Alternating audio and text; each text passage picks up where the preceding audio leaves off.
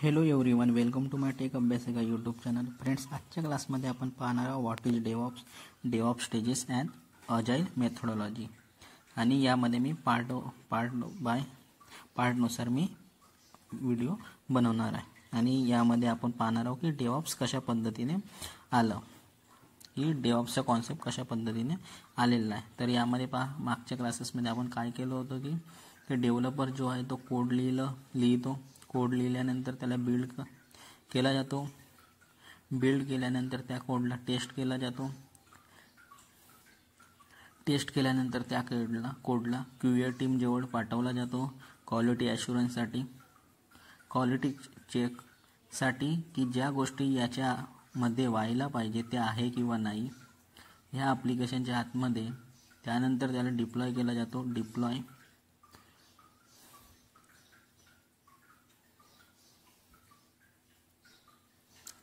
Deploy केल्यानंतर त्याचा maintenance पाहायला जातो काही दिवसपर्यंत, की जास्त लोड झाल्यानंतर क्रॅश तर नाही होत आहे ॲप्लिकेशन किंवा काही प्रॉब्लेम तर नाही येत आहे ॲप्लिकेशनमध्ये.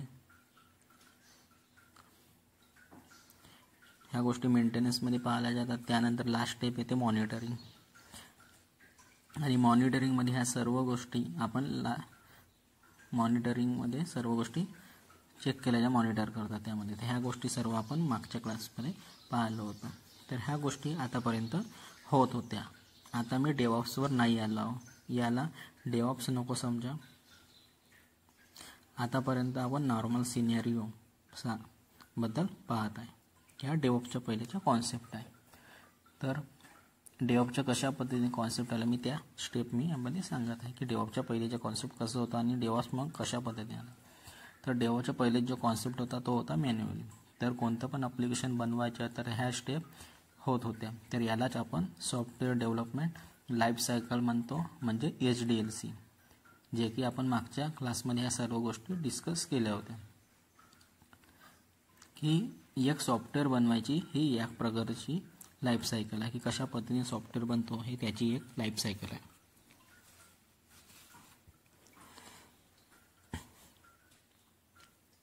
की आपण एखादी ॲप्लिकेशनला बनवतो किंवा सॉफ्टवेअरला बनवतो तर त्याची कशा पद्धतीने लाईफ सायकल राहते किंवा प्रोसेस राहते ते मी यामध्ये सांगत आहे. आणि ह्या गोष्टी आपण मागच्या क्लासमध्ये पाहिलेल्या आहेत.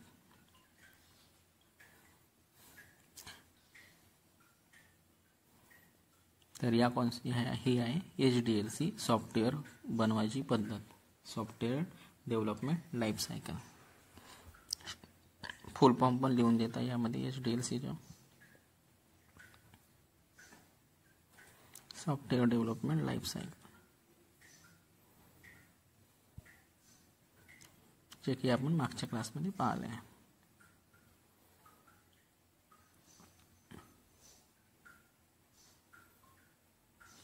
तर बघा यामध्ये इरेज झालेला आहे, मी सांगत आहे.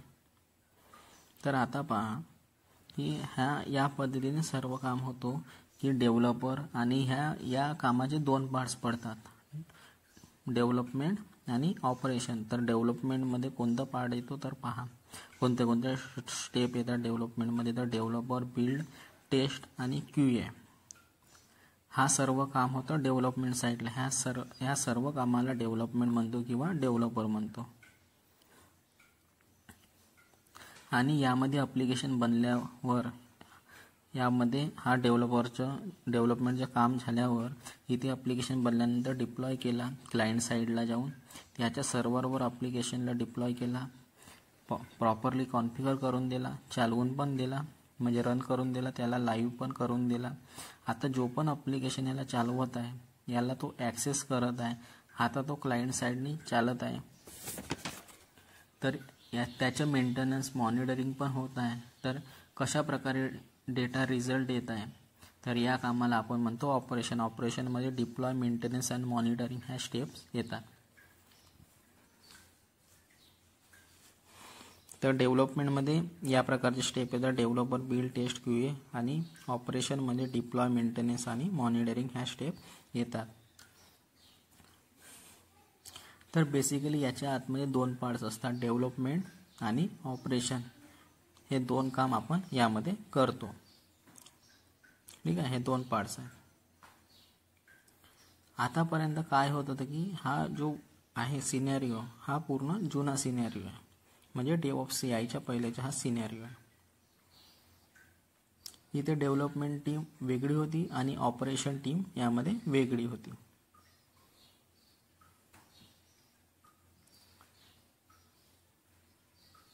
आणि या नावावरूनच समजून येतो की DevOps वर्ड कशा पद्धतीचा इन्व्हॉल्व झाला. तर हे यामध्ये काय होत होतं की सर्व ह्या दोन्ही टीम वेगवेगळ्या असल्यामुळे हे एकमेकावर डिपेंडंट राहत होते की यांनी काम केलं तर यांना माहीत नव्हता. ह्या दोन टीम होत्या वेगवेगळ्या, तर कोणी काम केलं तर त्या दुसऱ्या व्यक्तीला माहीत नाही होतं. तर यामध्ये खूप वेळ पण लागत होतं आणि कंपनीला नुकसान पण होत होतं, म्हणजे तोटा पण होत होता. कारण की दोन्ही टीम वेगवेगळ्या असल्यामुळे त्याला माहिती करायला, माहिती व्हायला वेळ लागत होता. आणि हा सिनेरिओ आहे, हा जुना सिनेरिओ आहे.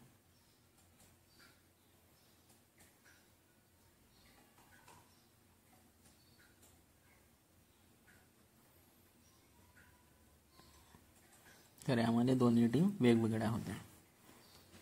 आणि यामुळे आपल्याला वर्डमुळे समजत पण असेल की DevOps वर्ड कसं बनलं. DevOpsचं वर्ड बनलं, समोरचे 3, आणि या ऑपरेशनचे 2 वर्ड ऑफ आणि यस DevOps. ते समोर सांगणार आहे की DevOps वर्ड कसं बनलं, आणि लोगो पण DevOpsचं कसं बनलं ते पण मी सांगणार आहे येणाऱ्या क्लासेसमध्ये. तर आता हाच प्रॉब्लेम होता की एकमेकावर डिपेंडन्सी होती की त्याचं काम झालं तेव्हाच दुसरं काम चालू करेल. जे सॉफ्टवेअर लाईफसायकल होती DevOpsच्या पहिले, जे मेन प्रॉब्लेम होता ते डेव्हलपमेंट प्लस ऑपरेशन या दोघांच्या मध्ये होते. या दोघांमध्येच हे एकमेकावर अवलंबून राहत होते आणि या दोघांमध्येच प्रॉब्लेम होता, डेव्हलपमेंट प्लस ऑपरेशन या टीममध्येच. याच्यानंतर जो सर्वात मोठा जो प्रॉब्लेम होता ते म्हणजे ह्या सर्व प्रोसेस मॅन्युअली होत होत्या.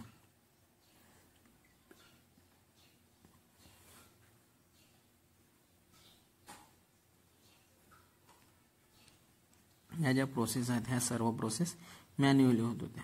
तर पहा यामध्ये काय काय प्रॉब्लेम होता. तर डेव्हलपर कोड बनवलं तो पण मॅन्युअली बनवला. बिल्डमध्ये टेस्ट पण मॅन्युअली झाले. ह्या सर्व प्रोसेस मॅन्युअली होत होत्या. इथे सर्व प्रोसेस आपण स्वतः करत होतो, स्वतः समोर पाठवत होतो, म्हणजे सर्व काम मॅन्युअली होतं, त्या ऑटोमेशन मार्फत नाही होत होतं. म्हणजे स्वतःच बसून व्यक्ती तो काम करत होता, सर्व प्रोसिजर 1 बाय 1 फॉलो करून सर्व प्रोसिजर करून तो काम करत होता. आणि ही प्रोसिजर होती मॅन्युअल. तर पहा डेव्हलपरने कोड बनवला मॅन्युअली, बिल्ड पण मॅन्युअल केला आणि टेस्ट पण मॅन्युअल केला, आणि सर्व प्रोसेस याच पद्धतीने स्टेप बाय स्टेप सर्व प्रोसेस मॅन्युअली केले. तर यासाठी काय होतं, आपल्याजवळ अशी मेथड पाहिजे होती जे की आपलं काम पूर्ण झालं तसंच दुसऱ्याकडे जायला पाहिजे होती. जसं आपलं काम कोड लिहून झालं तर तसंच ते बिल्डकडे जायला पाहिजे होतं, दुसऱ्या स्टेपवर जायला पाहिजे होतं. तर किंवा तो स्वतः येऊन पाहू शकला पाहिजे होता, तर त्याला माहिती मिळाली की असं काम झालं आहे तर या पद्धतीनं. तर आपल्याला असं पाहिजे होतं की आपल्याला यामध्ये इंटरकनेक्ट होऊन जाणार की 1 बाय 1 ह्या गोष्टी माहिती व्हायला पाहिजे होती. परंतु या मॅन्युअल प्रोसेस असल्यामुळे यामध्ये माहिती नाही राहत होती कोणालाच की काय प्रोसेस झाली आणि कशा पद्धतीने कोड झाला. तर याचं डेव्हलपरचे कोड बनतात, बिल्डला दिसून जाणार आणि याच्या जवळ येऊन जाणार की त्यांनी कोड अपडेट केला आहे, आता तुम्ही करून पहा. त्यांनी अपडेट केलं तर तुम्ही टेस्ट करून पहा, की त्याला प्रत्येक वेळेस फोन करून विचारण्याची गरज नाही, कारण आपण स्वतः चेक करायचं. ऑटोमेशन राहिलं असतं तर स्वतः माहिती झालं असतं की त्यांनी अपडेट केलं आहे, म्हणून या प्रकारची गोष्ट आपल्याला करायची होती. तर यामध्ये सर्व प्रोसेस मॅन्युअली असल्यामुळे काहीही माहिती नाही राहत होतो की काय काम झालं आणि आता समोर कोणतं काम करायचं हे मॅन्युअलमध्ये नाही माहिती होतं.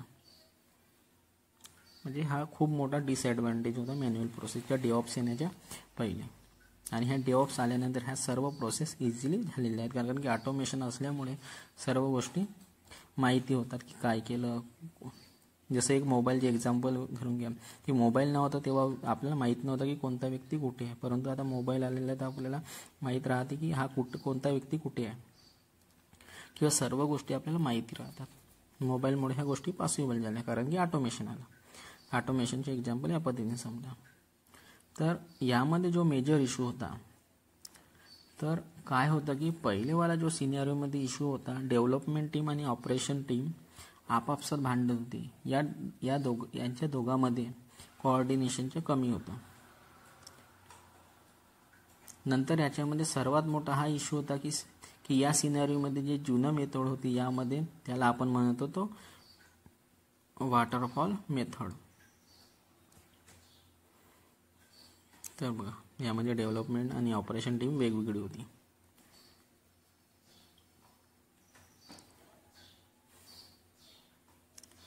आणि यांना एकमेकांना माहितीच नाही राहत होती, तर यांची एकमेकावर डिपेंडन्सी होती. कशा पद्धतीने काम केलं काय नाही कोणाला माहिती नाही राहत होतं, त्यामुळे यांचे भांडण होत होते. म्हणजे डिपेंडन्सी ठेवत होती की अरे तुम्ही ह्या काम नाही केलं, हा त्याला माहीत नाही झालं, तर या पद्धतीने प्रॉब्लेम येते जुन्या मेथडमध्ये. म्हणजे यामध्ये कोऑर्डिनेशन नाही होतं एकमेकाच्या. तर हा सर्वात मोठा इश्यू होता जुन्या सिनेरिओमध्ये, आणि या मेथडला म्हणत होतो वॉटरफॉल मेथड किंवा स्टेप बाय स्टेप मेथड.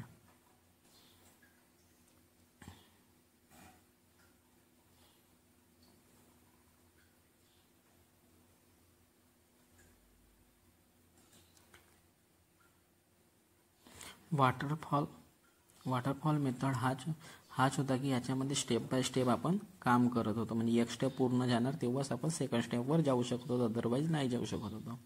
तर स्टेप बाय स्टेपचं मिनिंग आहे की हाच आहे की आपण आपल्या कस्टमरला पूर्ण कंप्लीट जिथपर्यंत पूर्ण ॲप्लिकेशन पूर्णपणे डिलिव्हर नाही करत, आपण त्या ॲप्लिकेशनला डिलिव्हर करू तेव्हा तो प्रोडक्ट पूर्ण रेडी राहणार. आणि यामध्ये हा प्रॉब्लेम होता की पूर्ण ॲप्लिकेशन बनल्यावर याच्यामध्ये चेंजेस करणं नंतर पॉसिबल नव्हतं. कोणी पूर्ण ॲप्लिकेशन बनल्यावर कोणी म्हणतो की आम्हाला या ॲप्लिकेशनमध्ये चेंजेस करायचे आहेत, तर ह्या गोष्टी यामध्ये पॉसिबल नव्हतं. नंतर पॉसिबल नव्हतं. आणि जेव्हा कधी पूर्ण ॲप्लिकेशन बनल्यावर क्लायंटनी म्हटलं की याच्यामध्ये मला काही चेंजेस पाहिजे, तर ते पॉसिबल नव्हतं, कारण ते पूर्ण प्रोडक्ट बनलं होतं. आपण वेगवेगळ्या पार्ट्समध्ये क्रिएट केले होते, बनवले होते स्टेप बाय स्टेप मेथडमध्ये. आणि आपण वेगवेगळ्या पार्ट्समध्ये यामध्ये काम केलं नाही आहे. आपण एक प्रोडक्ट बनवण्यासाठी डायरेक्ट म्हणजे काम केलं आहे, आपल्याला पूर्ण फोकस त्यावरच होता, तर तो प्रोडक्ट बनून गेला. आणि आता या गोष्टीला चेंज करणं म्हणजे एकसाथ पूर्ण प्रोडक्ट बनलेला आहे, आणि स्टेप बाय स्टेपमध्ये केलं असतं ना तर आपण चेंजेस करू शकत होतो. परंतु एकसाथ पूर्ण गोष्टी बनवलेली आहे, तर याच्यामध्ये चेंजेस करणं पॉसिबल नव्हतं. तर आता या गोष्टीला चेंज करणं ते काम म्हणजे पूर्ण त्रासदायक आहे, डिफिकल्ट आहे. आता हे काम पूर्ण अवघड झालेलं आहे. तर ॲज अ प्रोडक्ट आपण आपल्या क्लायंटला देत होतो पूर्ण कंप्लीट झाल्यानंतर. म्हणजे कोणतं सॉफ्टवेअर बनवायचं आहे, तर जुन्या मेथडमध्ये काय होतं की पूर्ण सॉफ्टवेअर पूर्ण कंप्लीट झाल्यानंतर त्याला द्यायचे बनवून, की काही चेंजेस असले तर ते काही चेंजेस पॉसिबल नव्हते नंतर करणं. परंतु आता काय आहे की आता आपण स्टेप बाय स्टेप म्हणजे वन बाय वन पार्ट्समध्ये काम करतो, तर आपल्याला चेंजेस करू शकतो आणि रिव्ह्यू घेऊ शकतो की कशा पद्धतीने प्रोडक्ट आहे, तर सांगा बा त्याच्यामध्ये चेंजेस करणं पॉसिबल होतं. परंतु पहिले पूर्ण सॉफ्टवेअर बनल्यानंतर देत होते, आणि तेव्हा कोणी म्हटलं की मला या सॉफ्टवेअरमध्ये अशा पद्धती चेंजेस करणं पाहिजे, तर यामध्ये चेंज करणं पॉसिबल नव्हतं. या पद्धतीचा कॉन्सेप्ट आहे. आता यामध्ये इश्यू काय होता त्याबद्दल पहा.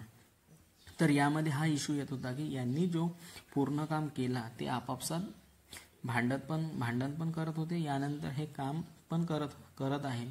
आता यांनी 6 महिने लावून दिला या काम करण्यामध्ये, आणि यांनी 8 महिन्यामध्ये यांनी प्रोडक्ट रेडी केला. म्हणजे किती 6 महिन्याची मर्यादा दिली की 6 महिन्यामध्ये आम्ही रेडी करून दिलं, आणि यांनी प्रोडक्ट दिला 8 महिन्यामध्ये रेडी करून. तर आता त्यांना देणारच होते की याच्या पहिले दुसऱ्या कोणत्या कंपनीने तो सेम ॲप्लिकेशन लॉन्च करून दिलं, म्हणजे त्याच्या पहिले लॉन्च केलं, म्हणजे फास्ट डिलिव्हरी करून दिली दुसऱ्या कंपनीने. जो मार्केटमध्ये पहिले येणार तोच मार्केटला कॅप्चर करणार, ही गोष्ट आपल्याला माहिती असणार. तर जो मार्केटमध्ये पहिले येणार तोच मार्केटला कॅप्चर करणं ही सिम्पलशी गोष्ट आहे. कारण की नवीन गोष्ट राहिली तर सर्वांना आवड राहते की मला घ्यायची आहे. तर तो आपल्याला पहिले आला, तर आपली 8 महिन्याची मेहनत होती तर ही पूर्ण वेस्ट झालेली आहे, कारण की त्यांनी जो प्रोडक्ट आहे त्यांनी ते दुसऱ्या कंपनीला लॉन्च करून दिलं. कारण की आपल्याला त्यांनी सांगितलं 6 महिन्यात देणार, परंतु त्यांनी आपल्याला 8 महिन्यामध्ये प्रोडक्ट करून दिला. तर आपलं पण टाईम वेस्ट झालं आणि जी मर्यादा होती काल मर्यादा ती पण आउट ऑफ झालेली आहे. तर याच्यामुळे अशा वेळेस काहीही फायदा होणार नाही. परंतु आपण म्हटलं की 8 महिने मेहनत केली, तर याच्यापेक्षा प्रोडक्ट चांगला बनवून चेंजेस करून पण आता त्या कोडमध्ये चेंज नाही करू शकत, कारण की जुनी प्रोसिजर होती. आता या ॲप्लिकेशनमध्ये चेंज नाही होऊ शकत. जुनं सिनेरिओनुसार जिथपर्यंत डेव्हलपर नवीन कोड नाही लिहिणार तिथपर्यंत बिल्डवालं काम नाही होणार.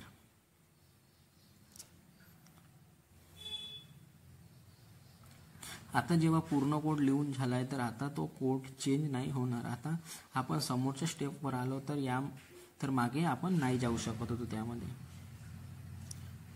ठीक आहे, तर ॲप्लिकेशन आपलं त्यामध्ये चेंजेस नाही करू शकत. ही एक पूर्ण तर ह्या प्रकारे एक पूर्ण प्रॉब्लेम होता, ज्यामुळे खूप इश्यू येत होता. ॲप्लिकेशन खूप वेळेस डेव्हलप होत होते, म्हणजे खूप वेळ लागत होता डेव्हलप होण्यास. त्यामध्ये एक स्मूथनेस नव्हतं आणि आपण क्लायंटला 8-10 महिने पहिले काहीच डिलिव्हर नाही करू शकत होतो. म्हणजे एक छोटंसं प्रोडक्ट ॲप्लिकेशन बनवायचे तर थोडं आपण बनवून त्यांना दाखवू पण नाही शकत होतो, कारण की त्यावेळेला पूर्ण ॲप्लिकेशन टोटल बनवून द्यावं लागत होतं. आणि त्यानंतर त्याला क्लायंटला अगर चेंजेस पाहिजे असणार तर त्यावेळेस चेंजेस करणं पॉसिबल नाही होतं. आताच्या मेथडमध्ये बघा रिव्ह्यू मागतात, काही ॲप्लिकेशन म्हणाल तर रिव्ह्यू मागतात, काही चेंजेस करायचे असेल तर तुरंतमध्ये करून देतात. आताची जी टेक्नॉलॉजी ही फास्ट टेक्नॉलॉजी आहे. तुम्ही पाहायलाही असेल मोबाईलमध्ये किंवा कुठे आहात तुम्ही टेक्नॉलॉजीवर, तर तुम्हाला माहीत असणार की काही चेंजेस असणार तर पूर्णपणे आपण आता थोडं छोट्या छोट्या पार्ट्समध्ये काम करू आपण चेंजेस करू शकतो. ह्या गोष्टी पॉसिबल आहे आताच्या, परंतु जुन्या मेथडमध्ये चेंजेस नाही करू शकत. ही गोष्ट लक्षात ठेवा.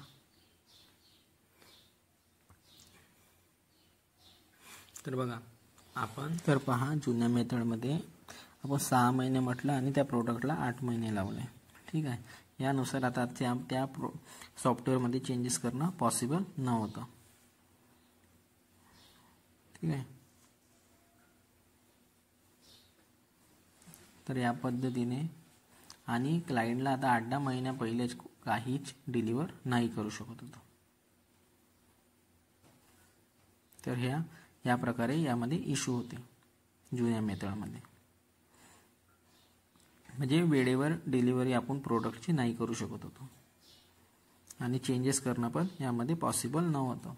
तर आता यामध्ये बघा याचं सोल्युशन काय होणार की आपण यामध्ये किती चांगलं होणार की क्लायंटला 1-2 आठवड्यात काही प्रोडक्ट मिळालं असतं. म्हणजे जसं छोटं कोड लिहिलं तर त्याला दिलं की बघा सांगा आम्हाला की काही चेंजेस करायचे आहेत काय, तर आपण त्यामध्ये खूप किती चांगलं झालं असतं.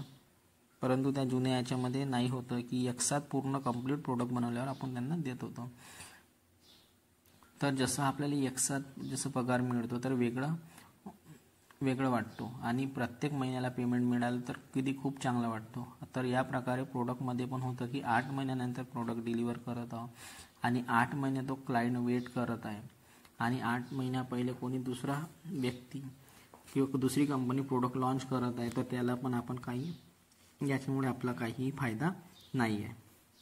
यांनी पण स्वतःचा वेळ खराब केली आणि पैसा पण इन्व्हेस्ट केला आणि तरीसुद्धा तो मार्केटमध्ये आपल्या प्रोडक्टला पहिले नाही आणू शकला. हे सर्व प्रॉब्लेम होते, ज्यामुळे आपण मार्केटमध्ये काय केलं की डेव्हलपमेंट प्लस ऑपरेशन या दोन्ही टीमला मिळून आपण एक नवीन टीम बनवली.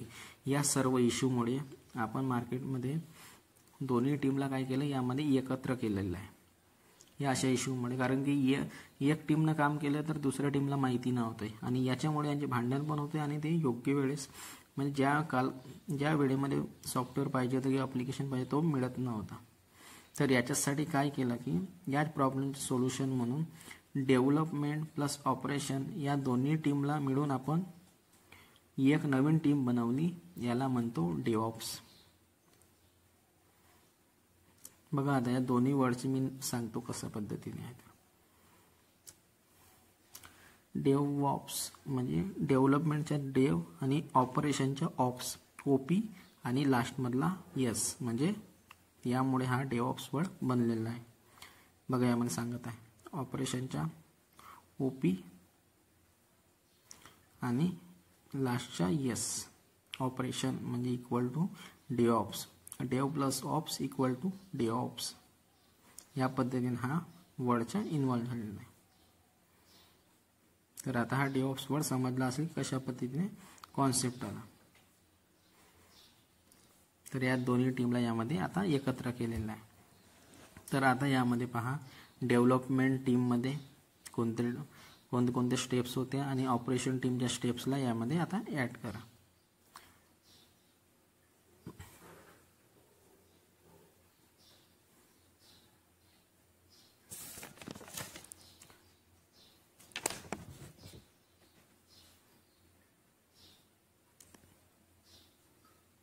तर बघा आता यामध्ये इथूनच या डेव्हऑप्सची सुरुवात झाली.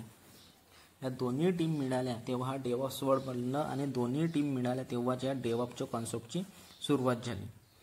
तर आता पहा डेव्हलपमेंट टीममध्ये डेव्हलपर, बिल्ड, टेस्ट, QA ह्या स्टेप आहेत आणि ऑपरेशन टीममध्ये डिप्लॉय, मेंटेनन्स आणि मॉनिटरिंग ह्या स्टेप्स आहेत.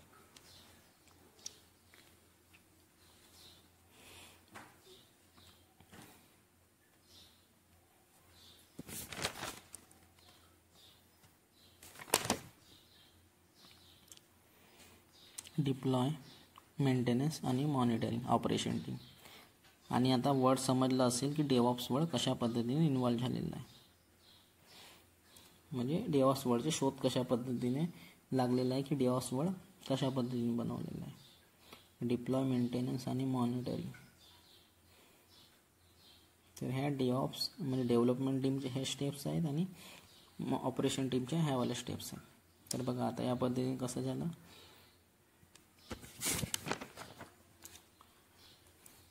तर डेव्हऑप्सचं मीनिंग होता की असं एक व्यक्ती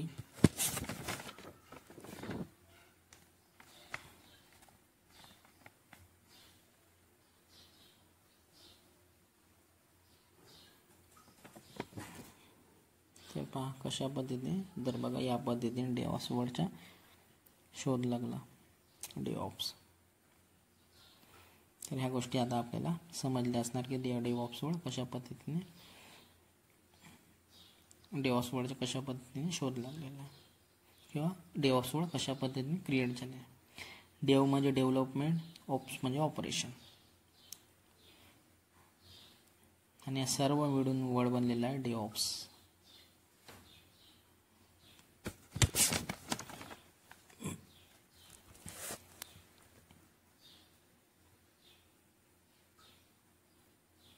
डेव्हऑप्सचं मीनिंग आहे की असं एक व्यक्ती गरजेचे नाही आहे की आपल्याला सर्व काम येऊ शकणार की ही गोष्ट लक्षात ठेवा. डेव्हऑप्स इंजिनियरचं हा असं मीनिंग नाही आहे की याचं मीनिंग असं आहे की म्हणजे बघा डेव्हऑप्सचा अर्थ असा आहे की हे त्या पर्टिक्युलर व्यक्तीला हा सर्व काम आलं पाहिजे असं नाही आहे, परंतु कॉन्सेप्ट त्याला माहिती असायला पाहिजे की ह्या स्टेप असतात त्याच्यामध्ये. तर डेव्हऑप्सचं मीनिंग काय आहे की आपल्याला नॉलेज असायला पाहिजे developer, build, test, QA, development, deploy, maintenance, monitoring आणि ऑपरेशन्स या सर्व लेवलची जे इथे सर्व काम कशा पद्धतीने होतं याबद्दल आपल्याला माहिती असायला पाहिजे. म्हणजे डेव्हलपमेंट प्लस ऑपरेशन टीमबद्दल आपल्याला माहिती असायला पाहिजे की कशा पद्धतीने काम केलं जाते ह्याबद्दल आपल्याला माहिती पाहिजे. ह्या सर्व स्टेप माहिती पाहिजे आणि या टूलची नॉलेज असायला पाहिजे की हा जो टूल्स आहे हा कशा पद्धतीने काम करतो की यामध्ये वेगवेगळे टूल्स असतात. तर समजलं डेव्हऑप्स इंजिनियरचं मीनिंग असं आहे की ह्या आपल्याला developer, build, test, QA, development, deploy, maintenance आणि मॉनिटरिंग म्हणजे डेव्हलपमेंट प्लस ऑपरेशन या दोन्ही टीमच्या आपल्याला माहिती असायला पाहिजे. तर बघा हे एक यामध्ये टूलचे नॉलेज असायला पाहिजे. टूल्स कशा पद्धतीने काम करतो, शेप जे टूल आहे तो कशा पद्धतीने काम करतो, अँसिबल कशा पद्धतीने काम करतो या बेसिक नॉलेज आपल्याला असायला पाहिजे. आपण काम कोणत्या लेवलवर करणार, डेव्हलपमेंट प्लस ऑपरेशन या दोन्ही टीमचे नॉलेज असायला पाहिजे. ह्या सर्व गोष्टी आपल्याला माहिती असायला पाहिजे. तर यासाठी काय केलं की एक टीम बनवली ज्याचे नाव आहे डेव्हऑप्स. ठीक आहे, याबद्दल आपल्याला नॉलेज असायला पाहिजे. अँसिबल, शेप, गिट या टूलचे नॉलेज असायला पाहिजे. आणि डेव्हऑप्समध्ये काय कॉन्सेप्ट आहे की ऑटोमेशनसाठी आपण वेगवेगळे टूल्स यूज करतो. आणि डेव्हऑप्स एक मेथोडॉलॉजी आहे. गेटचे कॉन्सेप्ट आहे, शेपचे यूज करतो, अँसिबलचे यूज करतो, डॉकरचे यूज करतो, कुबरनेट्सचे यूज करतो. म्हणून आपल्याला या दोन्ही टीमचे नॉलेज असायला पाहिजे. म्हणून म्हणतात की डेव्हऑप्स इंजिनियर.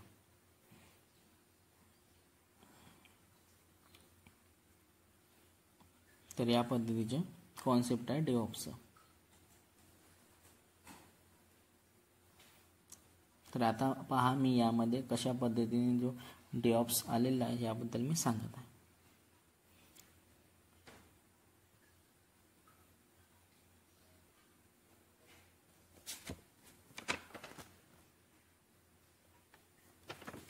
तर बघा, डेव्हलपमेंट प्लस ऑपरेशन